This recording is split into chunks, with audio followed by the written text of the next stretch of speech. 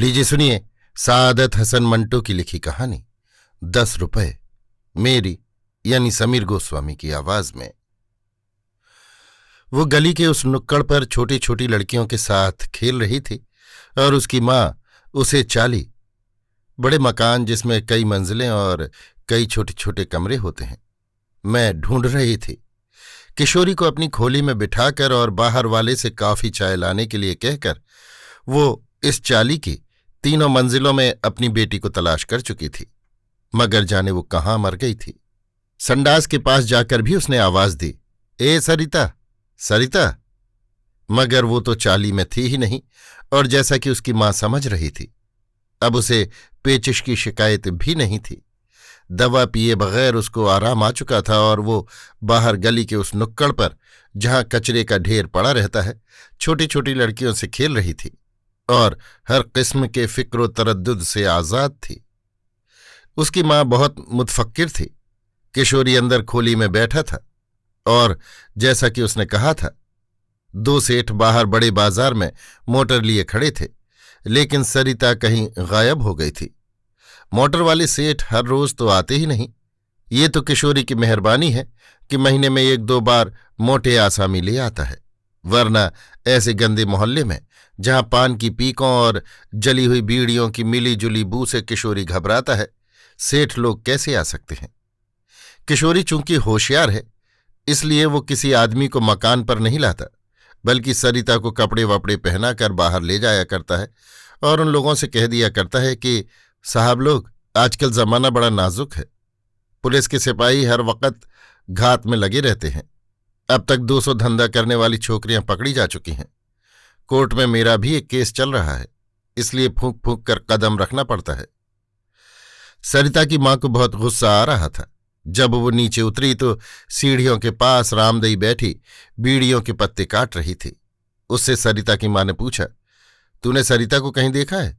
जाने कहाँ मर गई है, बस आज मुझे मिल जाए, वो 4 चोट की मार दूं कि बंद बंद ढीला हो जाए। लोठा की लोठा हो गई है, पर सारा दिन लौंडों के साथ कुदकड़े लगाती रहती है। रामदई बीड़ियों के पत्ते काटती रही और उसने सरिता की मां को जवाब न दिया। दरअसल रामदई से सरिता की मां ने कुछ पूछा ही नहीं था।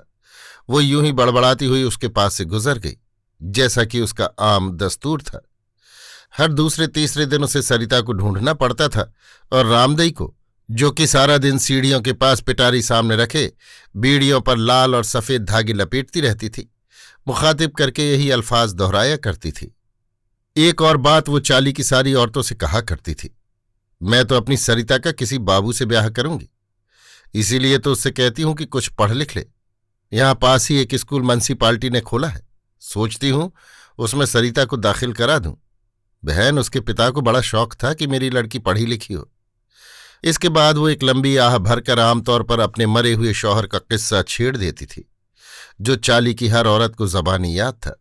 रामदई से अगर आप पूछें कि अच्छा, जब सरिता के बाप को, जो रेलवाई में काम करता था, बड़े साहब ने गाली दी तो क्या हुआ, तो रामदई फौरन आपको बता देगी कि सरिता के बाप के मुंह में झाग भर आया और वो साहब से कहने लगा, मैं तुम्हारा नौकर नहीं हूं, सरकार का नौकर हूं, तुम मुझ पर रौब नहीं जमा सकते। देखो, अगर फिर गाली दी तो ये दोनों जबड़े हलक के अंदर कर दूंगा। बस फिर क्या था, साहब ताव में आ गया और उसने एक और गाली सुना दी। इस पर सरिता के बाप ने गुस्से में आकर साहब की गर्दन पर धौल जमा दी कि उसका टोप 10 गज पर जा गिरा और उसको दिन में तारे नजर आ गए। मगर फिर भी वो बड़ा आदमी था। आगे बढ़कर उसने सरिता के बाप के पेट में अपने फौजी बूट से इस जोर की ठोकर मारी कि उसकी तली फट गई और वहीं लाइनों के पास गिरकर उसने जान दे दी। सरकार ने साहब पर मुकदमा चलाया और पूरे 500 रुपये सरिता की मां को उससे दिलवाए, मगर किस्मत बुरी थी। उसको सट्टा खेलने की चाट पड़ गई और 5 महीने के अंदर अंदर सारा रुपया बर्बाद हो गया। सरिता की मां की जबान पर हर वक्त ये कहानी जारी रहती थी, लेकिन किसी को यकीन नहीं था कि ये सच है या झूठ। चाली में से किसी आदमी को भी सरिता की मां से हमदर्दी न थी, शायद इसलिए कि वो सब के सब खुद हमदर्दी के काबिल थे। कोई किसी का दोस्त नहीं था। उस बिल्डिंग में अक्सर आदमी ऐसे रहते थे जो दिन भर सोते थे और रात को जागते थे, क्योंकि उन्हें रात को पास वाली मिल में काम पर जाना होता था। उस बिल्डिंग में सब आदमी बिल्कुल पास रहते थे, लेकिन किसी को एक दूसरे से दिलचस्पी न थी। चाली में करीब करीब सब लोग जानते थे कि सरिता की माँ अपनी जवान बेटी से पेशा कराती है, लेकिन चूंकि वो किसी के साथ अच्छा बुरा सुलूक करने के आदी ही न थे, इसलिए सरिता की माँ को कोई झुटलाने की कोशिश न करता था। जब वो कहा करती थी, मेरी बेटी को तो दुनिया की कुछ खबर ही नहीं। अलबत्ता एक रोज सुबह सवेरे नल के पास जब तुकाराम ने सरिता को छेड़ा था तो सरिता की माँ बहुत चीखी चिल्लाई थी, इस मुँह गंजे को तू क्यों संभाल के नहीं रखती? परमात्मा करे दोनों आंखों से अंधा हो जाए, जिनसे उसने मेरी कुंवारी बेटी की तरफ बुरी नजरों से देखा। सच कहती हूं, एक रोज ऐसा फसाद होगा कि इस तेरी सौगात का मारे जूतों के सर पिलपिला कर दूंगी। बाहर जो चाहे करता फिरे, यहां उसे भले मानुसों की तरह रहना होगा, सुना? और ये सुनकर तुकाराम की भेंगी बीवी धोती बांधते बांधते बाहर निकल आई। खबरदार मुई चढ़ी, जो तूने एक लफ्ज भी और जबान से निकाला। ये तेरी देवी तो होटलों के छोकरों से भी आंख में चौली खेलती है, और तू क्या हम सबको अंधा समझती है? क्या हम सब नहीं जानते कि तेरे घर में नित नए बाबू किस लिए आते हैं? और ये तेरी सरता आए दिन बन सवर कर बाहर क्यों जाती है? बढ़िया इज्जत आबरू वाली, जा जा दूर दफान हो यहां से। तुकाराम की भेंगी बीवी के मुतल्लिक बहुत सी बातें मशहूर थीं, लेकिन ये बात खास तौर पर सब लोगों को मालूम थी कि घासलेट वाला तेल देने के लिए आता है तो वो उसे अंदर बुलाकर दरवाज़ा बंद कर लिया करती है। चुनांचे सरिता की माँ ने इस खास बात पर बहुत जोर दिया। वो बार बार नफरत भरे लहजे में उससे कहती, वो तेरा यार घासलेट, 2-2 घंटे उसे खोली में बिठाकर क्या तू उसका घासलेट सूंघती रहती है? तुकाराम की बीवी से सरिता की माँ की बोलचाल ज्यादा देर तक बंद न रही थी, क्योंकि एक रोज सरिता की माँ ने रात को अपनी इस पड़ोसन को गुप्त अंधेरे में किसी से मीठी मीठी बातें करते पकड़ लिया था, और दूसरे ही रोज तुकाराम की बीवी ने, जब वो रात को पाए धोने की तरफ से आ रही थी, सरिता को एक जेंटलमैन आदमी के साथ मोटर में बैठे देख लिया। चुनांचे उन दोनों का आपस में समझौता हो गया था।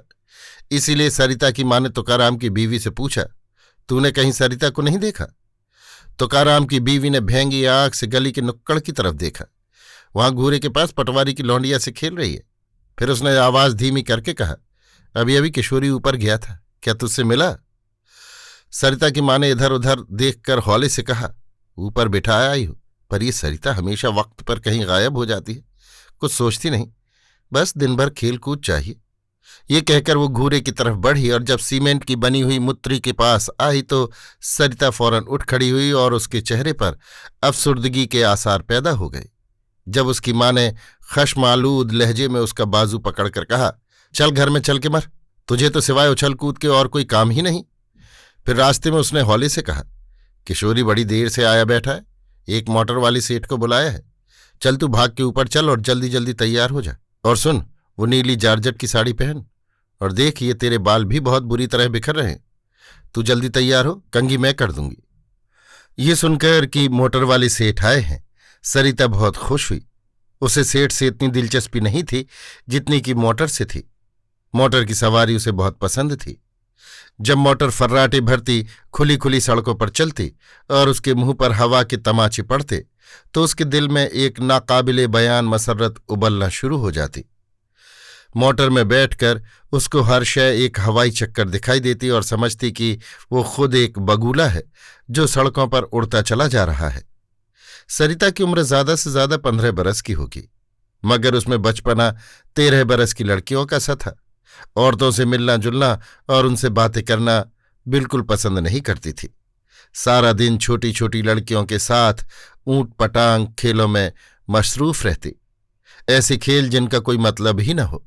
मिसाल के तौर पर वो गली के काले लुक फिरे फर्श पर खरिया मिट्टी से लकीरें खींचने में बहुत दिलचस्पी लेती थी, और इस खेल में वो इस इन्हीं मार्ग से मसरूफ रहती जैसे सड़क पर ये टेढ़ी बंगी लकीरें अगर न खींची गईं तो आमद व रफ्त बंद हो जाएगी। और फिर खोली से पुराने टाट उठाकर वो अपनी नन्ही नन्ही सहेलियों के साथ कई कई घंटे उनको फुटपाथ पर झटकने, साफ करने, बिछाने और उन पर बैठने के गैर दिलचस्प खेल में मशगूल रहती थी। सरिता खूबसूरत नहीं थी, रंग उसका स्याही माइल गंदुमी था। बंबई के मरतूब मौसम के बाइस उसके चेहरे की जिल्द हर वक्त चिकनी रहती थी, और पतले पतले होंठों पर जो चीकू के छिलके दिखाई देते थे हर वक्त खफीफ सी लर्जिश तारी रहती थी। ऊपर के होंठ पर पसीने की 3-4 नन्ही नन्ही बूंदें हमेशा कपकपाती रहती थी। उसकी सेहत अच्छी थी। गलाजत में रहने के बावजूद उसका जिस्म सुडौल और मुतनासिब था। ऐसा मालूम होता था कि उस पर जवानी का हमला बड़ी शिद्दत से हुआ है, जिसने मुखालिफ कुव्वतों को दबा के रख दिया है। कद छोटा था, जो उसकी तंदुरुस्ती में इजाफा करता था। सड़क पर फुर्ती से इधर उधर चलते हुए जब उसकी मैली घघरी ऊपर को उठ जाती तो कई राह चलने वाले मर्दों की निगाहें उसकी पिंडलियों की तरफ उठ जाती थीं, जिनमें जवानी के बाइस ताज़ा रंदा की हुई सागवान की लकड़ी जैसी चमक दिखाई देती थी। उन पिंडलियों पर, जो बालों से बिल्कुल बेनयाज थीं, मसामों के नन्हे नन्हे निशान देखकर उन संतरों के छिलके याद आ जाते थे, जिनके छोटे छोटे खलियों में तेल भरा होता है और जो थोड़े से दबाव पर फव्वारे की तरह ऊपर उठकर आंखों में घुस जाया करता है। सरिता की बाहें भी सुडौल थीं। कंधों पर उनकी गोलाई मोटे और बड़े बेढप तरीके पर सिले हुए ब्लाउज के बावजूद बाहर झांकती थीं। बाल बड़े घने और लंबे थे, उनमें से खोपरे के तेल की बू आती रहती थी। एक मोटे कोड़े के मानिंद उसकी चोटी पीठ को थपकती रहती थी। सरिता अपने बालों की लंबाई से खुश नहीं थी, क्योंकि खेल कूद के दौरान में उसकी चोटी उसे बहुत तकलीफ दिया करती थी और उसे मुख्तलिफ तरीकों से उसको काबू में रखना पड़ता था। सरिता का दिलो दिमाग हर किस्म के फिक्र तरद्दुद से आज़ाद था। दोनों वक्त उसे खाने को मिल जाता था। उसकी माँ घर का सब कामकाज करती थी। सुबह को सरिता 2 बाल्टियां भरकर अंदर रख देती और शाम को हर रोज लैंप में 1 पैसे का तेल भरवा लाती। कई बरसों से वो ये काम बड़ी बाकायदगी से कर रही थी। चुनांचे शाम को आदत के बाइस खुद ब खुद उसका हाथ उस प्याली की तरफ बढ़ता जिसमें पैसे पड़े रहते थे और लैंप उठाकर वो नीचे चली जाती। कभी कभी, यानी महीने में 4-5 बार, जब किशोरी सेठ लोगों को लाता था तो उनके साथ होटल में या बाहर अंधेरे मुकामों पर जाने को वो तफरीह ख्याल करती थी। उसने इस बाहर जाने के सिलसिले के दूसरे पहलुओं पर कभी गौर ही नहीं किया था। शायद ये समझती थी कि दूसरी लड़कियों के घर में भी किशोरी जैसे आदमी आते होंगे और उनको सेठ लोगों के साथ बाहर जाना पड़ता होगा और वहां रात को वर्ली के ठंडे ठंडे बेंचों पर या जुहू की गीली रेत पर जो कुछ होता है सब के साथ होता होगा। चुनांचे उसने एक बार अपनी माँ से कहा था, माँ अब तो शांता भी काफी बड़ी हो गई, उसको भी मेरे साथ भेज दो ना। ये सेठ जो अब आए हैं उबले अंडे खाने को दिया करते हैं और शांता को अंडे बहुत भाते हैं। इस पर उसकी माँ ने बात गोलमोल कर दी थी। हाँ हाँ, किसी रोज उसको भी तुम्हारे साथ भेज दूंगी। उसकी माँ पूना से वापस तो आ जाए। और सरिता ने दूसरे रोज ही शांता को, जब वो संडास से निकल रही थी, ये खुशखबरी सुनाई थी, तेरी माँ पूना से आ जाए तो सब मामला ठीक हो जाएगा, तू भी मेरे साथ वर्ली जाया करेगी। और उसके बाद सरिता ने उसको रात की बात कुछ इस तरीके पर सुनाना शुरू की थी जैसे उसने एक ही प्यारा सपना देखा है। शांता को, जो सरिता से 2 बरस छोटी थी, ये बातें सुनकर ऐसा लगा था जैसे उसके सारे जिस्म के अंदर नन्हे नन्हे घुंघरू बज रहे हैं। सरिता की सब बातें सुनकर भी उसको तसल्ली न हुई थी और उसका बाजू खींचकर उसने कहा था, चल नीचे चलते हैं, वहां बातें करेंगे। और नीचे उस मूत्री के पास, जहां गिरधारी बनिया ने बहुत से टाटों पर खोपरे के मैले टुकड़े सुखाने के लिए डाल रखे थे, वो दोनों देर तक कपकपी करने वाली बातें करती रही थीं। उस वक्त भी, जबकि सरिता धोती के पर्दे के पीछे नीली जारजट की साड़ी पहन रही थी, कपड़े के मसीही से उसके बदन पर गुदगुदी हो रही थी और मोटर की सैर का ख्याल उसके दिमाग में परिंदों की सी फड़फड़ाहटें पैदा कर रहा था। अब की बार सेठ कैसा होगा और उसे कहाँ ले जाएगा, ये और इसी किस्म के और सवाल उसके दिमाग में आ रहे थे। अलबत्ता जल्दी जल्दी कपड़े बदलते हुए उसने 1-2 मर्तबा ये जरूर सोचा था कि ऐसा न हो कि मोटर चले और चंद ही मिनटों में किसी होटल के दरवाजे पर ठहर जाए और एक बंद कमरे में सेठ शराब पीना शुरू कर दें और उसका दम घुटना शुरू हो जाए। उसे होटलों के बंद कमरे पसंद नहीं थे, जिनमें आमतौर पर लोहे की 2 चारपाइयां उस तौर पर बिछी होती थी गोया उन पर जी भर के सोने की इजाजत ही नहीं है। जल्दी जल्दी उसने जारजट की साड़ी पहनी और उसकी शिकनें दुरुस्त करती हुई एक लम्हे के लिए किशोरी के सामने आ खड़ी हुई। किशोरी, जरा देखो, पीछे से साड़ी ठीक है ना? और जवाब के इंतजार किए बगैर वो लकड़ी के उस टूटे हुए बक्स की तरफ बढ़ी जिसमें उसने जापानी सुर्खी रखी हुई थी। एक धुंधले आईने को खिड़की की सलाखों में अटकाकर उसने दोहरी होकर अपने गालों पर पाउडर लगाया और सुर्खी लगाकर जब बिल्कुल तैयार हो गई तो मुस्कुराकर किशोरी की तरफ दाद तलब निगाहों से देखा। शोख रंग की नीली साड़ी में होंठों पर बेतरतीबी से सुर्खी की धड़ी जमाए और सांवले गालों पर प्याजी रंग का पाउडर मले वो मिट्टी का एक ऐसा खिलौना मालूम हुई जो दीवाली पर खिलौने बेचने वालों की दुकान में सबसे ज्यादा नुमाया दिखाई दिया करता है। इतने में उसकी माँ आ गई। उसने जल्दी जल्दी सरिता के बाल दुरुस्त किए और कहा, देखो बिटिया, अच्छी अच्छी बातें करना और जो कुछ वो कहें मान लेना। ये सेठ जो आए हैं ना, बड़े आदमी हैं, मोटर उनकी अपनी है। फिर किशोरी से मुखातिब होकर कहा, अब तू जल्दी से ले जा इसे, बेचारे कब के खड़े राह देख रहे होंगे। बाहर बड़े बाजार में, जहां एक कारखाने की लंबी दीवार दूर तक चली गई है, एक पीले रंग की मोटर में 3 हैदराबादी नौजवान अपनी नाक पर रूमाल रखे किशोरी का इंतजार कर रहे थे। वो मोटर आगे ले जाते, मगर मुसीबत यह है कि दीवार दूर तक चली गई थी और उसके साथ ही पेशाब का सिलसिला भी। जब गली के मोड़ से उस नौजवान को, जो मोटर का हैंडल थामे बैठा था, किशोरी नजर आया तो उसने अपने बाकी 2 साथियों से कहा, लो भाई आ गए, यह है किशोरी और उसने मोटर की तरफ निगाह जमाए रखी और अरे ये तो बिल्कुल ही छोटी लड़की है, जरा तुम भी देखो ना। अरे भाई वो नीली साड़ी में। जब किशोरी और सरिता दोनों मोटर के पास आ गए तो पिछली सीट पर जो 2 नौजवान बैठे थे उन्होंने दरमियान में से अपने हैट वगैरह उठा ली और खाली जगह कर दी। किशोरी ने आगे बढ़ के मोटर के पिछले हिस्से का दरवाज़ा खोला और फुर्ती से सरिता को अंदर दाखिल कर दिया। दरवाज़ा बंद करके किशोरी ने उस नौजवान से, जो मोटर का हैंडल थामे था, कहा, माफ कीजिएगा, देर हो गई, ये बाहर अपनी किसी सहेली के पास गई हुई थी तो नौजवान ने मुड़कर सरिता की तरफ देखा और किशोरी से कहा, ठीक है, लेकिन देखो। सरक कर मोटर की इस खिड़की में से उसने अपना सर बाहर निकाला और हौले से किशोरी के कान में कहा, शोर वोर तो नहीं मचाएगी। किशोरी ने उसके जवाब में अपने सीने पर हाथ रखकर कहा, सेठ आप मुझ पर भरोसा रखिए। ये सुनकर उस नौजवान ने जेब में से 2 रुपए निकाले और किशोरी के हाथ में थमा दिए।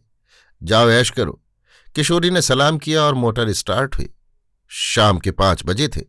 बंबई के बाजारों में गाड़ियों, ट्रामों, बसों और लोगों की आमद व रफ्त बहुत ज्यादा थी। सरिता खामोशी से 2 आदमियों के बीच में दुबकी बैठी रही। बार बार अपनी रानों को जोड़कर ऊपर हाथ रख देती और कुछ कहते कहते खामोश हो जाती। वो दरअसल मोटर चलाने वाले नौजवान से कहना चाहती थी, सेठ जल्दी जल्दी मोटर चलाओ, मेरा तो यूं दम घुट जाएगा। बहुत देर तक मोटर में किसी ने एक दूसरे से बात न की। मोटर वाला मोटर चलाता रहा और पिछली सीट पर दोनों हैदराबादी नौजवान अपनी अचकनों में वो इज़्तिराब छुपाते रहे जो पहली दफा एक नौजवान लड़की को बिल्कुल अपने पास देखकर उन्हें महसूस हो रहा था। ऐसी नौजवान लड़की जो कुछ अरसे के लिए उनकी अपनी थी, यानी जिससे वो बिला खौफ खतर छेड़छाड़ कर सकते थे। वो नौजवान जो मोटर चला रहा था 2 बरस से बंबई में क़याम पजीर था और सरिता जैसी कई लड़कियां दिन के उजाले और रात के अंधेरे में देख चुका था। उसकी पीली मोटर में मुख्तलिफ रंगो नस्ल की छोकरियां दाखिल हो चुकी थी, इसलिए उसे कोई खास बेचैनी महसूस नहीं हो रही थी। हैदराबाद के उसके 2 दोस्त आए थे, जिनमें से एक का नाम शहाब था, जो बंबई में पूरी तरह सैरो तफरीह करना चाहता था। इसलिए किफ़ायत ने, यानी मोटर के मालिक ने, अजराह दोस्त नवाजी किशोरी के जरिया से सरिता का इंतजाम कर दिया था। दूसरे दोस्त अनवर से किफ़ायत ने कहा कि भाई तुम्हारे लिए भी एक रहे तो क्या हर्ज है, मगर इसमें चूंकि अखलाक की कुव्वत कम थी इसलिए शर्म के मारे वो ये न कह सका कि हाँ भाई मेरे लिए भी एक रहे। किफ़ायत ने सरिता को पहले कभी नहीं देखा था, क्योंकि किशोरी बहुत देर के बाद ये नई छोकरी निकाल कर लाया था, लेकिन इस नएपन के बावजूद उसने अभी तक उससे दिलचस्पी न ली थी, शायद इसलिए कि वो एक वक्त में सिर्फ एक काम कर सकता था। मोटर चलाने के साथ साथ वो सरिता की तरफ ध्यान नहीं दे सकता था। जब शहर खत्म हो गया और मोटर मुजाफात की सड़क पर चलने लगी तो सरिता उछल पड़ी। वो दबाव जो अब तक उसने अपने ऊपर डाल रखा था, ठंडी हवा के झोंकों और उड़ती हुई मोटर ने एकदम उठा दिया और सरिता के अंदर बिजलियां सी दौड़ गईं। वो सरतापा हरकत बन गई। उसकी टांगें थिरकने लगीं, बाजू नाचने लगे, उंगलियां कपकपाने लगीं और वो अपने दोनों तरफ भागते हुए दरख्तों को दौड़ती हुई निगाहों से देखने लगी। अब अनवर और शहाब आराम महसूस कर रहे थे। शहाब ने, जो सरिता पर अपना हक समझता था, हौले से अपना बाजू उसकी कमर में हायल करना चाहा। एकदम सरिता की गुदगुदी उठी। तड़प कर वो अनवर पर जा गिरी और पीली मोटर की खिड़कियों में से दूर तक सरिता की हंसी बहती गई। शहाब ने एक बार फिर उसकी कमर की तरफ हाथ बढ़ाया तो सरिता दोहरी हो गई और हंसते हंसते उसका बुरा हाल हो गया। अनवर एक कोने में दुबका रहा और मुंह में थूक पैदा करने की कोशिश करता रहा। शहाब के दिलो दिमाग में शोख रंग भर गए। उसने किफायत से कहा, वल्लाह बड़ी करारी लौंडिया है। ये कहकर उसने जोर से सरिता की रान में चुटकी भरी। सरिता ने इसके जवाब में अनवर का हौले से कान मरोड़ दिया, इसलिए कि वो उसके बिल्कुल पास था। मोटर में कह कहे उबलने लगे। किफायत बार बार मुड़ मुड़ कर देखता था, हालांकि उसे अपने सामने छोटे से आईने में सब कुछ दिखाई दे रहा था। कह कहों के जोर का साथ देने की खातिर उसने मोटर की रफ्तार भी तेज कर दी। सरिता का जी चाहा कि बाहर निकलकर मोटर के मुंह पर बैठ जाए, जहां लोहे की उड़ती हुई परी लगी थी। वो आगे बढ़ी।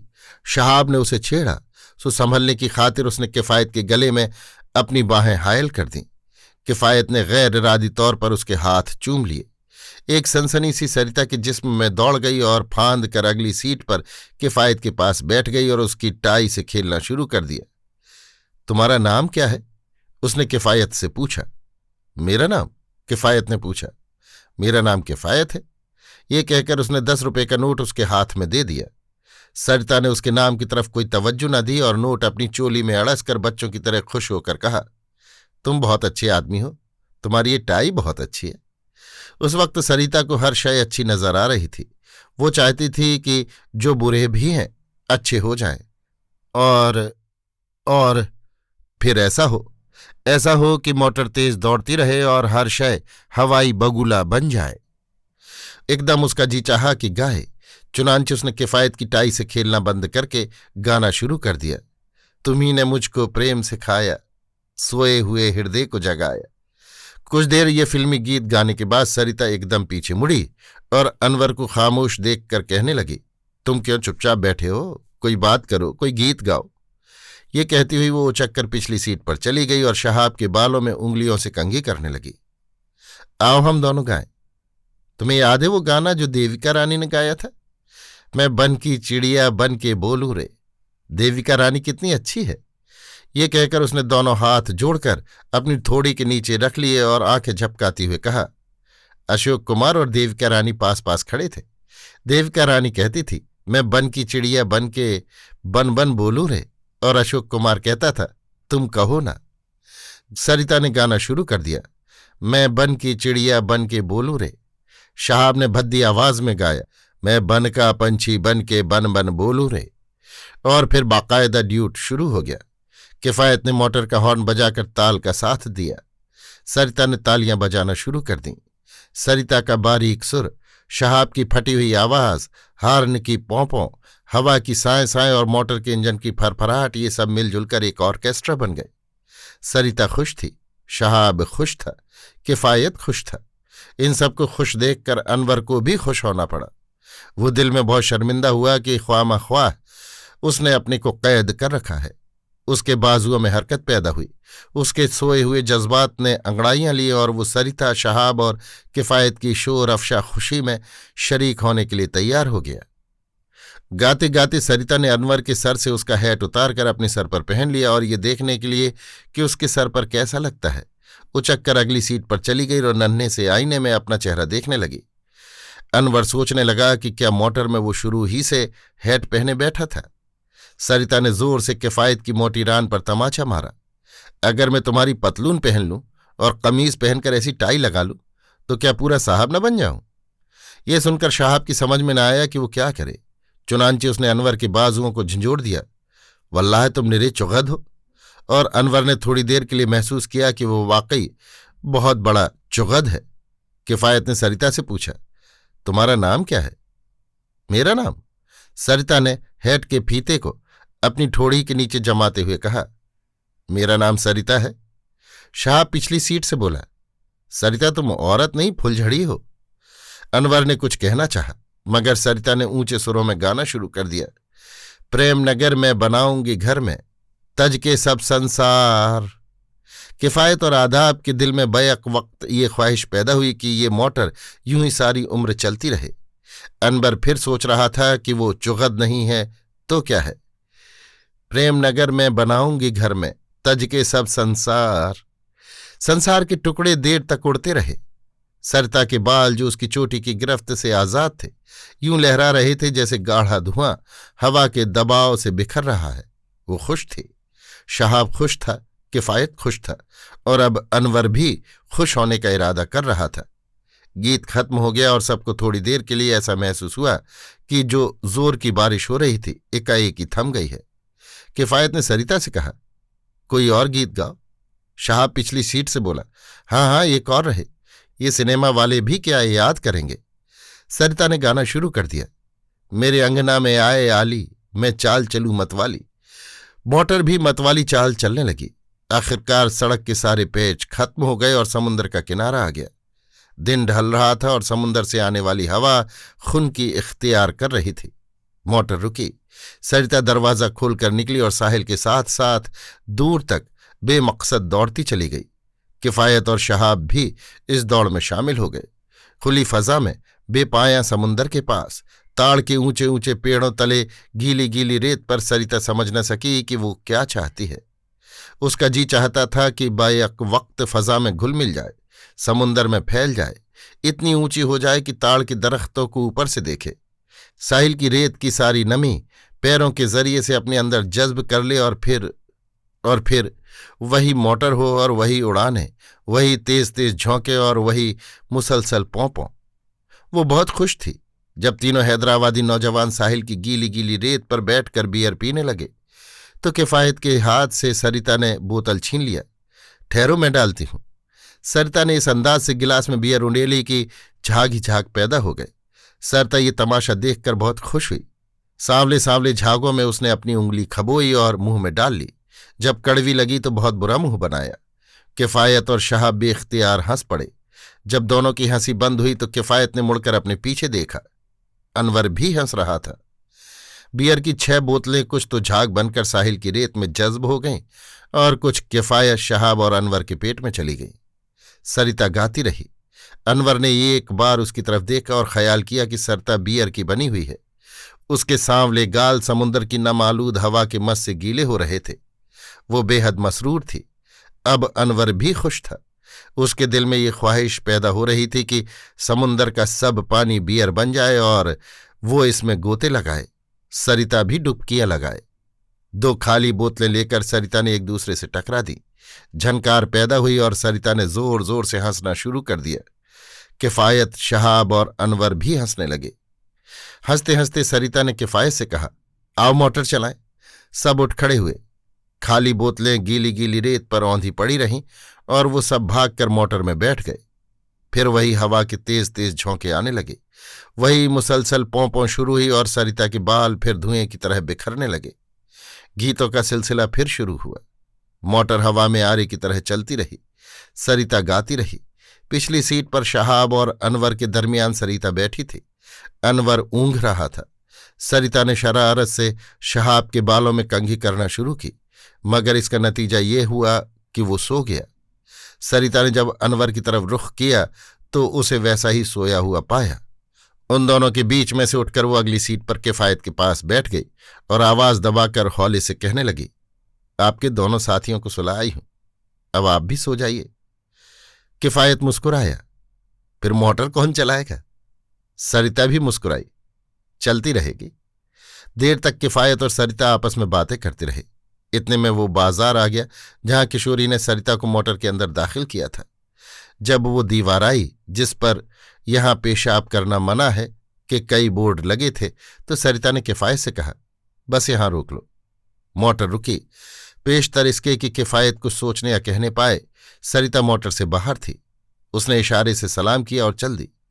किफ़ायत हैंडल पर हाथ रखे गालिबन सारे वाकया को ज़ेहन में ताज़ा करने की कोशिश कर रहा था कि सरिता के कदम रुके।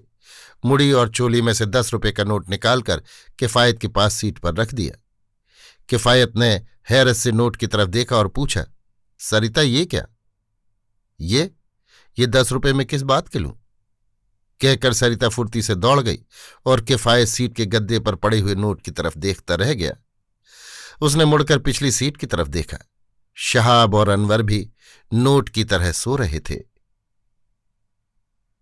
अभी आप सुन रहे थे सादत हसन मंटो की लिखी कहानी 10 रुपए, मेरी यानी समीर गोस्वामी की आवाज में।